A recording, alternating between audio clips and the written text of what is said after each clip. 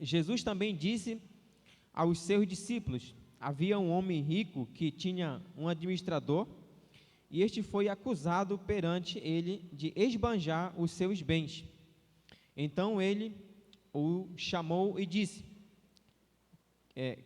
que isso que tenho ouvido falar a teu respeito, presta contas da tua administração, pois não podes mais ser meu administrador. E disse o administrador a si mesmo: que vou fazer, já que o meu senhor me tira a administração? Para cavar não tenho mais forças, e tenho vergonha de mendigar. Mas sei o que vou fazer, para que, quando for tirado da administração, me recebam em suas casas. Então, chamando cada um dos seus devedores e do seu senhor, perguntou ao primeiro: quanto deves ao meu senhor? Ele respondeu: 100 batos de azeite. Disse-lhe então: toma a tua conta, senta-te depressa e escreve 50. Perguntou depois a outro: e tu, quanto deves? Ele respondeu: 100 coros de trigo. E disse-lhes: toma a tua conta, escreve 80. E aquele senhor elogiou o administrador injusto por ter procedido com astúcia, pois os filhos deste mundo são mais astutos para com a sua geração do que os filhos da luz. Eu vos digo ainda: fazei amigos por meio das riquezas, da injustiça, para que quando estas vos faltarem, eles vos recebam nos tabernáculos eternos. Quem é fiel no pouco, também é fiel no muito. Quem é injusto no pouco, também é injusto no muito. Se não fordes fiéis nas riquezas injustas, quem vos confiará as verdadeiras? E se não fordes fiéis com o que é alheio, quem vos dará o que é vosso? Nenhum servo pode servir a dois senhores, pois odiará um e amará outro, ou se dedicará a um e desprezará outro. Não podeis servir a Deus e às riquezas. Amém? Vamos orar em nome de Jesus?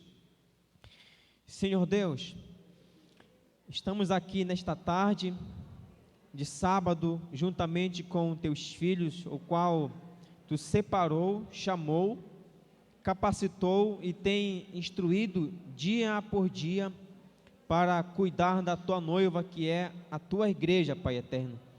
Estamos aqui, Senhor nosso Deus, para refletir sobre a tua palavra, para analisarmos os trabalhos que têm sido feitos e que serão feitos ainda futuramente, e também, no Deus, dar aqui alguns conselhos, algumas diretrizes para essa igreja, para que cada dia mais o teu trabalho, tendo Deus, ele seja feito com dedicação, com perfeição, meu Deus, e assim a gente alcance almas para o teu reino, Senhor.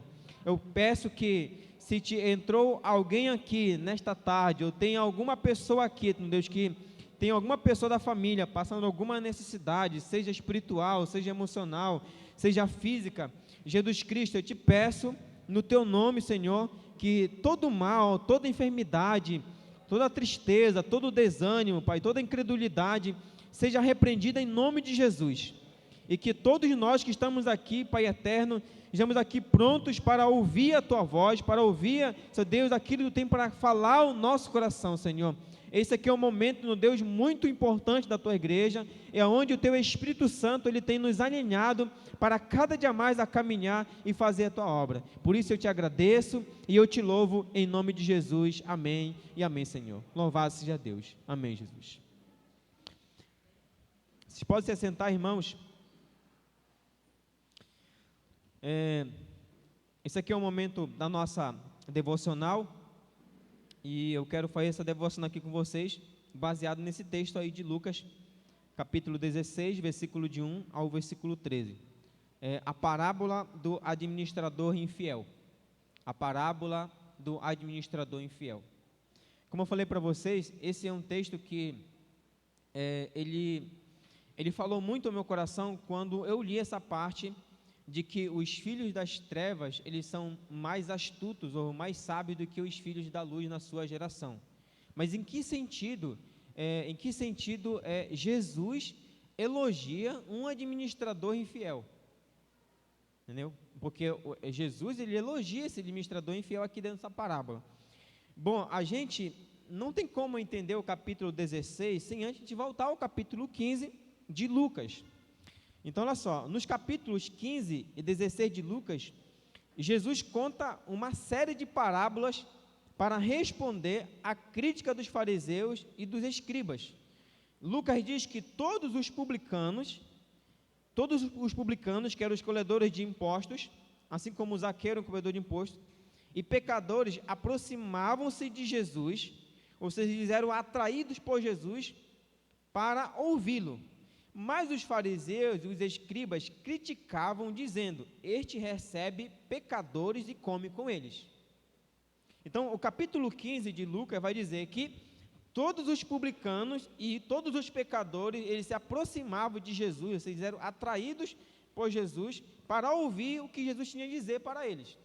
Mas quando os escribas e os fariseus aqui, eles viram que os publicanos e os pecadores estavam se aproximando de Jesus, eles começaram a criticar Jesus, dizendo assim: olha, este homem recebe pecadores e come com eles. Então Jesus vai contar uma série de parábolas para responder essa crítica dessas pessoas. Então no capítulo 15, Jesus conta três parábolas. A primeira parábola que Jesus conta é a parábola da ovelha perdida. Jesus começa falando sobre a ovelha perdida. Em segundo lugar, Jesus fala sobre a dracma, ou a moeda perdida. Em terceiro lugar, Jesus vai falar sobre o filho perdido, que muitas vezes falamos como a parábola do pai amoroso, a parábola do filho pródigo. Observe que nesses textos, repete-se alguns verbos. Se vocês olharem aí no versículo 4, versículo 8, versículo 32,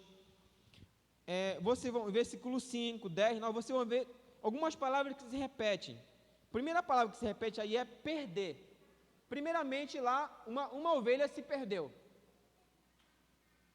Na parábola da dracma perdida, ela se perde.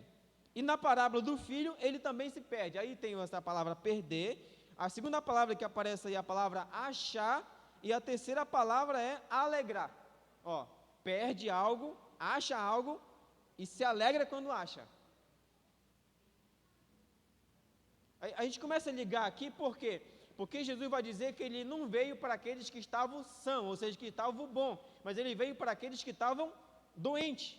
Então, se os publicanos, os pecadores estão próximo dele, ele veio para essas pessoas. Então, assim, então eu estou atrás daqueles que estão perdidos, e eu quero achá-los, e quando eu achar, vai ter alegria.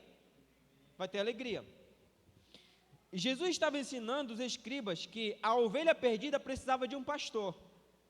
A moeda perdida tinha valor e precisava ser posta em circulação. E o filho precisava de ter comunhão com o pai. Também que os publicanos e pecadores estavam aptos para ouvir, já eles não. As parábolas nos ensinam também que, mais do que acolher o pecador arrependido, devemos tomar a iniciativa de buscá-los e trazê-los para casa. Observe que outras frases se repetem aí. Olha o que acontece no versículo 6, versículo 9, 32. Olha o que fala aqui, alegrai-vos comigo, pois encontrei a minha ovelha. A ovelha estava perdida, o pastor ele deixa as 99 e vai atrás de uma só ovelha. E quando ele encontra a ovelha, ele diz assim, alegrai-vos comigo, pois encontrei minha ovelha. No versículo 6. No versículo 9 diz assim, olha o que a mulher faz quando ela acha a dracma. Reúne as amigas e vizinhos, dizendo, alegrai-vos comigo, porque achei a dracma que eu havia perdido. No versículo 32, olha o que o pai fala, festejamos e nos alegramos, pois este teu irmão estava morto e reviveu. Havia perdido e foi achado. E o versículo 7 e 10 diz assim, a alegria na presença dos anjos e de Deus por um pecador que se arrepende. Então você está vendo aqui que Jesus está falando sobre algo que perde, mas acha, e quando acha tem alegria. E aí, aplicando assim para a nossa vida aqui, logo, irmão, eu sei que depois eu vou aplicar isso aqui. Quando uma pessoa ela aceita Jesus na sua base, quando Jesus aceita Jesus dentro da sua igreja, você não sente, não fica feliz? De saber que valeu a pena o seu esforço de visitar essa pessoa, de aconselhar ela, de discipular, entendeu? De acompanhar, você não sente essa felicidade no seu coração? Assim, ó, era alguém que estava perdido e eu encontrei ela, e agora a gente se alegra quando alguém aceita Jesus, quando alguém se arrepende. É isso que Jesus está ensinando aqui para a gente. Como a parábola do administrador infiel ele se encaixa neste discurso? Se estamos falando de perder e achar e alegrar, olha o que acontece. Então Jesus segue o seu discurso falando de como ganhar alguém usando o que temos, no caso aqui a riqueza. Como ganhar alguém usando o que eu tenho? No caso, o que esse homem tem aqui, o administrador infiel? Ele tem o dinheiro do seu senhor. O seu senhor deixou uma boa quantia em dinheiro para ele, né, para ele receber. E aí ele começou a dizer, ó, quanto você deve para o meu senhor? Ah, eu devo 100, então paga só 80. Eu devo 50, então paga só 30. Jesus não está aqui elogiando aqui o fato dele ser infiel, mas Jesus está elogiando aqui o fato dele ser esperto, dele ser astuto, dele ser sábio. Porque ele falou assim, bom, se quando o meu patrão vier para eu prestar conta, eu não vou ter o dinheiro suficiente, todo o dinheiro dele para mim pagar ele. Aí eu vou perder o meu emprego, eu não tenho mais força para cavar, e eu tenho vergonha para mendigar. Mas eu posso fazer uma coisa, eu posso dar um desconto aqui para essas pessoas que deve para ele, e quando eu for demitido, eu posso contar com essas pessoas que eu agi de misericórdia. Essa é a charada da parábola. Entendeu? Ou seja, não é só você pensar agora, você pensar no futuro.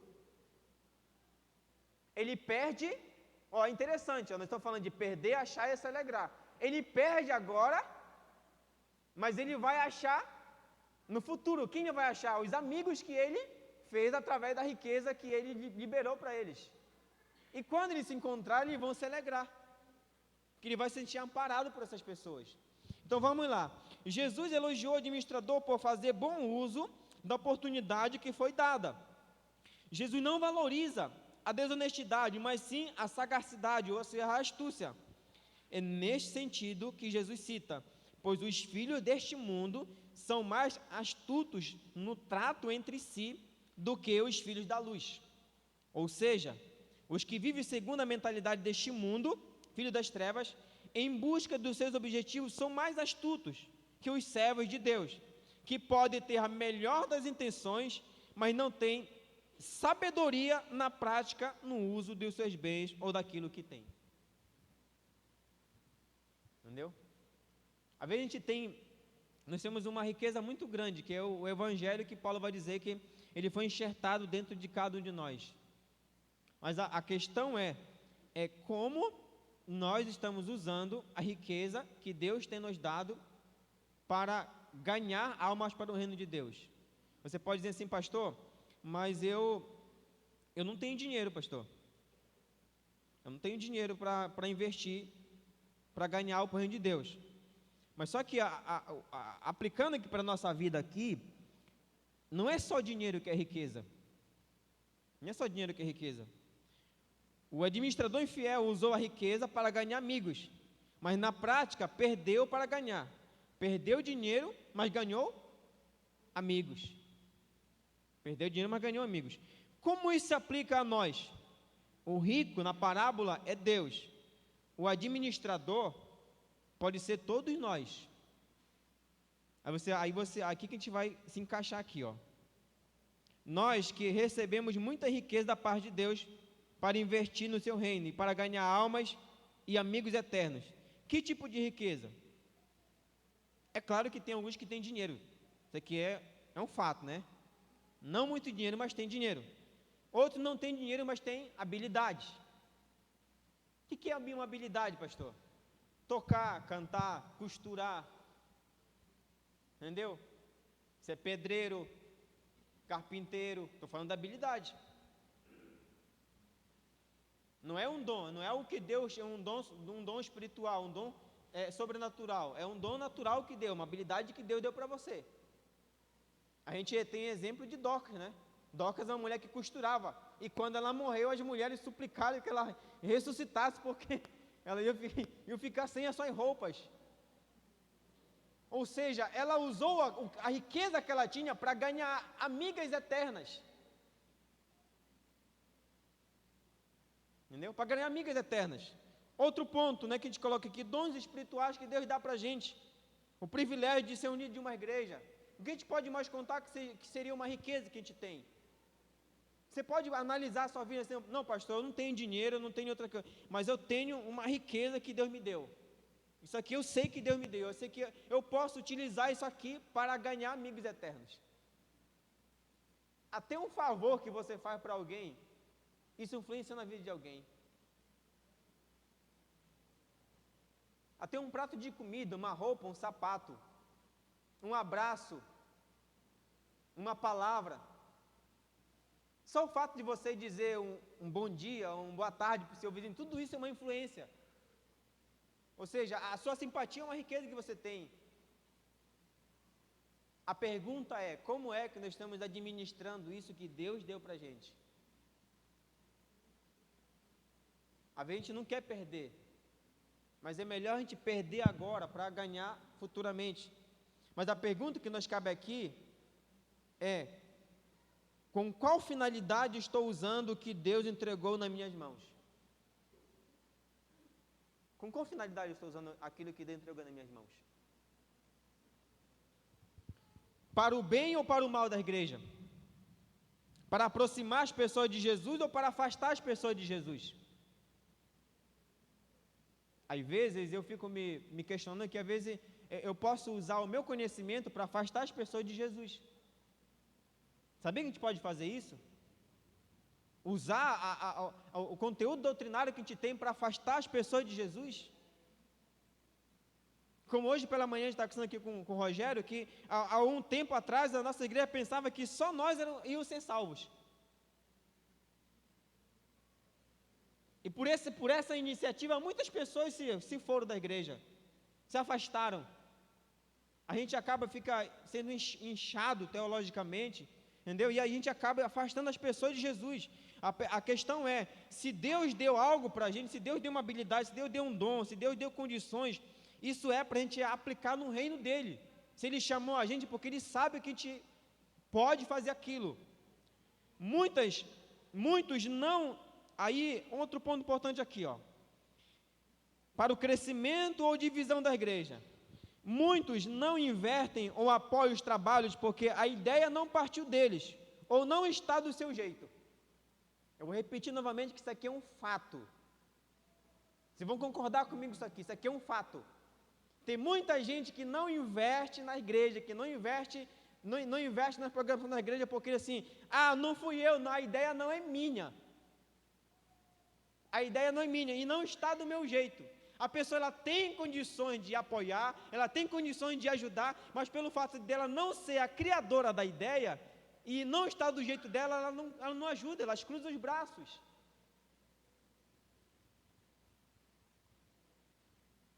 Pastor, mas o culto é do MCA, pastor. Sim, é o MCA, mas toda a igreja tem que ajudar. Pastor, mas o culto do MJ, sim, eu sei disso. Foi a ideia deles, eles que programaram, mas a igreja tem que estar junta nisso.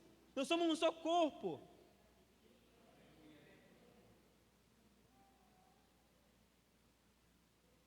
Aí dia de terça-feira as mulheres vão para o jardim de oração? Não, pastor, é o jardim de oração das mulheres, sim.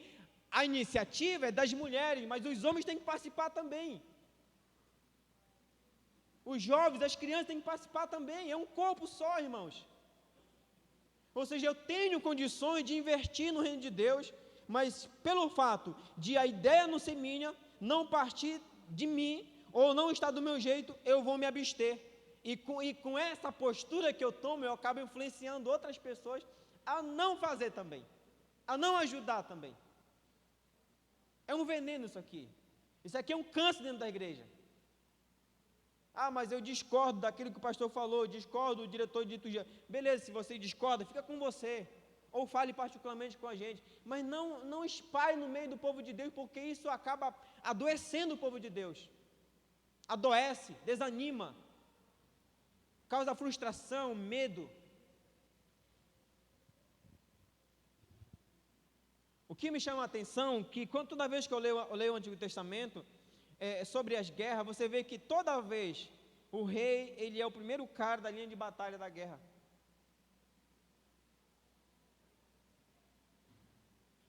Os líderes são as primeiras pessoas. Vocês já perceberam se a liderança ela está desanimada? Vocês acham que os liderados eles vão caminhar? Não vão caminhar, irmãos. Entendeu? Não caminha, tá? Então, olha só, Deus não nos chamou para sermos oposição à obra, mas sim para trabalhar em quê? Na obra. Não para ser oposição à obra, mas sim para trabalhar na obra. Deus nos entregou dons, habilidades e recursos para investir no reino e ganhar almas, não para dividir a igreja. Tudo que Deus nos dá, a finalidade é ganhar almas. Pense comigo, vou perder agora, mas vou ganhar no futuro. O alvo é a ovelha perdida, é a dracma perdida. O alvo é o filho perdido. Se o objetivo de uma pessoa é achar, ou seja, encontrar a ovelha perdida, eu não vou me opor.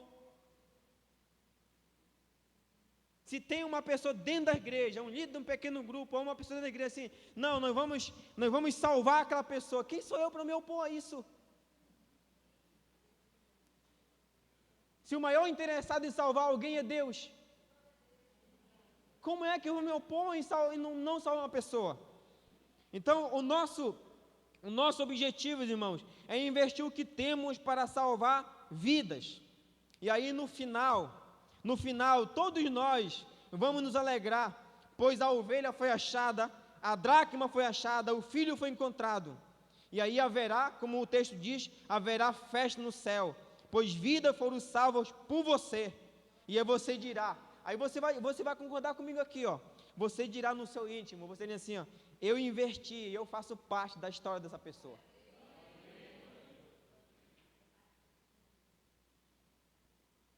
Só o fato de você orar, isso é investimento. Ah, pastor, mas eu não posso ir, mas eu posso apoiar de uma outra forma. Isso é um investimento. Quando você vê o resultado desse investimento, você vai, como diz o pastor Leonardo Júnior, né? Que diz, ele fala assim, isso é glorioso, isso é tremendo. Você olhar para alguém que estava perdido, e você dizer, eu investi nisso aqui. Eu faço parte dessa história. E aí você vai se alegrar. Você vai se alegrar junto com essas pessoas. Então, é dessa forma que Jesus, ele elogia esse administrador. Ele usou o que ele tinha para ganhar amigos eternos. E essa palavra que eu quero que fique no nosso coração aqui. E a gente analisar aquilo que Deus deu para a gente e a gente investir para fazer também amigos eternos. Para fazer amigos eternos. Amém?